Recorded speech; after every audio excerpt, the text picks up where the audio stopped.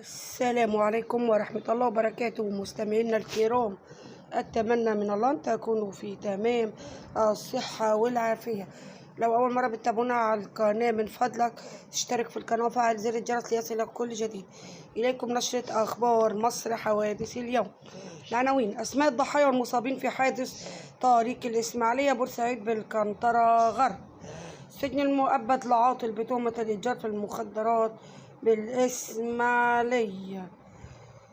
ضبط أحد المتهمين بواقعة التعدي على طفل بقرية عرب الغدير بطوخ والبحث عن الهارب. مصرع شخص وإصابة 3 آخرين في تصادم سيارتين على طريق موش مدخل بأسيوط. الداخلية تكشف حقيقة سقف زيت بمقاعد انتظار داخل محطة القطار. الاستئناف تقضي بعدم اختصاص نظر اتهام طليق رحمة محسن بتهمة نشر فيديوهات مسيئة. إصابة 3 أشخاص في حادث تصادم 3 سيارات على الطريق الزراعي بطوخ. مصرع 3 أشخاص وإصابة رابع في تصادم سيارة مع توك توك على طريق الإسماعيلية بورسعيد. الداخلية تضبط طرف مشاجرة بالإسماعيلية بسبب ركنة سيارة. ضبط صناعة محتوى لرقصها بحركات خديجة الحياة تتنافى مع القيم المجتمعية. ضبط المتهمين بالنصب على المواطنين بزعم توظيف أموالهم في المحاصيل. تأجيل محاكمة استئناف المتهمات بالتعدي على الطالبة كرمة لجلسة 27 يوليو. ضبط سيدة تركت أطفالها يجلسون فوق السيارة أثناء سيرها معرضة حياتهم للخطر. داخلية تضبط المتهم بالتعدي على سيدة بعصا بسبب خلافات الجيرة. إليكم التفاصيل. مصرع 3 أشخاص وإصابة 4 في حادث تصادم سيارة مع توك توك على طريق الإسماعيلية بورسعيد. لقى 3 أشخاص مصرعهم بينهم سيدة وإصابة رابع بإصابات متنوعة من بين كدمات وسحابات وجروح وكسور نتيجة تصادم سيارة مع توك توك على طريق الإسماعيلية بورسعيد بمنطقة الحرش داخل مركز القنطرة غرب بمحافظة الإسماعيلية. وتم نقل المصابين إلى المستشفى القنطرة غرب لإسعافه ورعايته طبيا، بينما تم التحفظ على الجثمان بمشرحة مستشفى أبو خليفة تحت تصرف النيابة العامة. تلقى اللواء محمد عامر مساعد وزير الداخلية مدير أمن الإسماعيلية اختار من العميد أحمد الشناوي مأمور مركز شرطة القنطرة غرب يفيد بورود بلاغ بوقوع حادث تصادم سيارة مجهولة مع توك توك أمام منطقة الحرش لطريق الإسماعيلية بورسعيد دائرة المركز. وعلى الفور انتقلت الأجهزة الأمنية لمكان الحادث، كما تم الدفاع بعدد من سيارات الإسعاف برئاسة الدكتور محمد طنطاوي مدير نموذج إسعاف محافظة الإسماعيلية لمكان الحادث، الذي أسفر عن مصرع 3 أشخاص بينهم سيدة وإصابة شخص رابع بإصابات متنوعة ما بين كسمات وسحجات وجروح وكسور نتيجة الحادث. السجن المؤبد لعاطل بتهمة الإتجار في المخدرات بالإسماعيلية. كانت محكمة جهة الإسماعيلية برئاسة المستشار محمد عبد السميع أبو الخير وعضوية المستشارين مصطفى سعيد الخد وعمر عاصم مجيل وأمانة سر هيثم عمران بمعاقبة المتهم عبد الله ألف سين بالسجن المؤبد بعد إدانته بالإتجار في المواد المخدرة وحيازة جوهر الحشيش ومادة الأمفيتامين المخدر بقصد الإتجار. وتعود أحداث القضية رقم 4543 لسنة 2026 جنايات قسم ثاني الإسماعيلية والمقيد برقم 1300 سنة 2026 كل الإسماعيلية 29 أبريل 2026، عندما وردت معلومات الإدارة العامة لمكافحة المخدرات تفيد بقيام المتهم بمزاولة نشاط إجرامي في الإتجار بالمواد المخدرة وترويجهم على عملاء بدائرة القسم. وعقب تقنين الإجراءات واستصدار إذن من جهات التحقيق أعادت الأجهزة الأمنية مأمورية لضبط المتهم، حيث تم القبض عليه أثناء خروجه من محل إقامته متجها إلى سيارته وبتفتيشه عثر بحوزته على كمية من جوهر الحشيش. كما أسفر تفتيش السيارة عن ضبط 5 أكياس تحتوي كل مادة تلميس الفيتامين المخدر، إلى جانب مبلغ مالي وهاتف محمول تستخدم في التوصيل مع عملائه. ضبط أحد المتهمين بواقعة التعدي على طفل بقرية عرب الغدير بطوخ والبحث عن الهارب.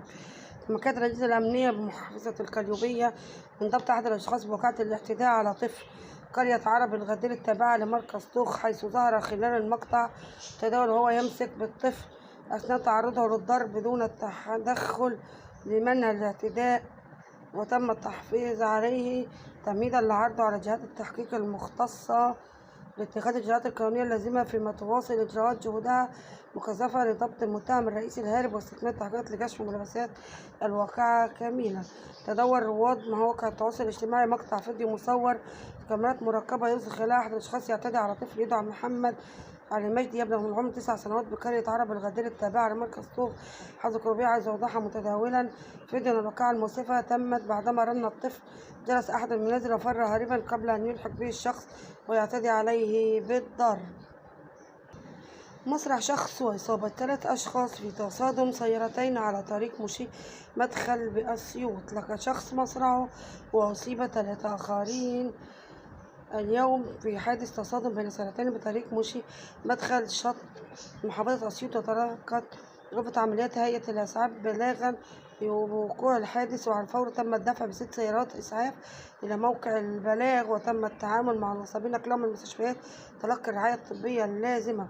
وأسفر الحادث عن إصابة محمد رفاعي حسين 56 عام بغيبوبة، ونادية محمد عبد الله 74 عاما باشتباه ما بعد الارتجاج، ومصطفى محمد عبد الله 45 عام بغيبوبة، وتم نقلهم جميعا إلى مستشفى أسيوط الجامعي لتلقي العلاج والرعاية الطبية. أسفر الحادث عن مصرع إيمانويل هاني صبحي 27 عام، تم نقل الجسمان إلى مشرحة مستشفى الإيمان العام تحت تصرف جهات التحقيق. تأجيل محكمة استئناف المتهمات بالتعدي على الطالبة كارما لجلسة 27 يوليو. قررت محكمة الطفل بالقاهرة اليوم تأجيل استئناف 3 طالبات متهمات بالتعدي على زميلتهن كارما خلال المشاجرة التي نشبت داخل مدرسة خاصة بالتجمع لجلسة 27 يوليو لحين ورود تقرير الطب الشرعي. وكانت قررت النيابة الطفل في وقت سابق حالة قضية التعدي على الطالبة كارما من قبل زملائها داخل مدرسة خاصة في التجمع لمحكمة جنايات الطفل. وتسلمت نيابة القاهرة الجديدة تقرير الطب الشرعي الأول، والذي أكد تعرض الطالبة كارما لإصابات وكسور نتيجة الاعتداء عليها. كما أوصى التقرير بإعادة فحصها طبيا بعد 3 أشهر لمتابعة تطورات حالتها الصحية.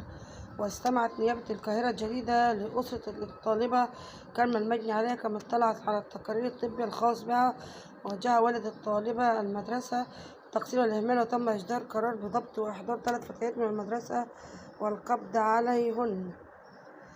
ضبط سيدة تركت أطفالها يجلسون فوق السيارة أثناء سيرها معرضة حياتهم للخطر. كشفت الداخلية ملابسات منشور مدعوم بمقطع فيديو تم تداوله بمواقع التواصل الاجتماعي تضمن قيام قائدة سيارة ملاكي بالسماح لبعض الأطفال جلوس أعلى السيارة حال سيرها بأحد الطرق بمنطقة التجمع الأول بالقاهرة، معرضة حياتهم والمواطنين للخطر. بالفحص أمكن تحديد وضبط السيارة الظاهرة بمقطع الفيديو سارية الترخيص، وقائدتها مقيمة بدائرة قسم شرطة المعادي، ومواجهتهما قررت بأنها قائدة السيارة وأن الأطفال الظاهرين بمقطع الفيديو أنجالها وكانوا جالسين أعلى السيارة على سبيل الله. تم التحفظ على السيارة واتخاذ الإجراءات القانونية. جناية سوهاج توحي أوراق عاطل المتهم بخطف طفل والاعتداء عليه بالضرب إلى مفتي.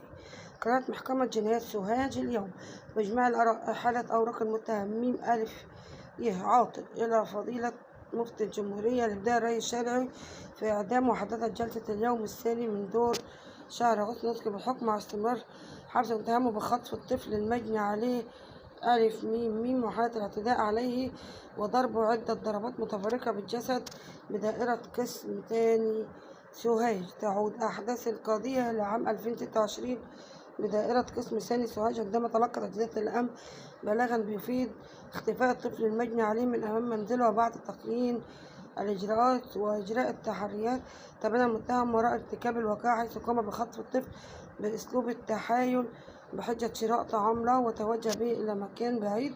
قام بالاعتداء عليه بالضرب في أماكن متفرقة من جثته محاولا الاعتداء عليه. والسلام عليكم ورحمة الله وبركاته مستمعينا الكرام.